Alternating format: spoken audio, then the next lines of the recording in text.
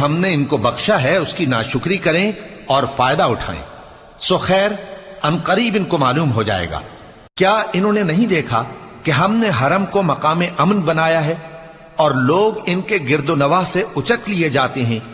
کیا یہ لوگ باطل پر اعتقاد رکھتے ہیں اور اللہ کی نعمتوں کی ناشکری کرتے ہیں؟ اور اس سے بڑا ظالم کون جو اللہ پر جھوٹ بہتان باندھے یا جب حق بات اس کے پاس آئے تو اس کی تکذیب کرے؟ کیا کافروں کا ٹھکانہ جہنم میں نہیں ہے؟ اور جن لوگوں نے ہمارے راستے میں محنت کی ہم ان کو ضرور اپنے رستوں پر چلا دیں گے، اور اللہ تو نیکوکاروں کے ساتھ ہے۔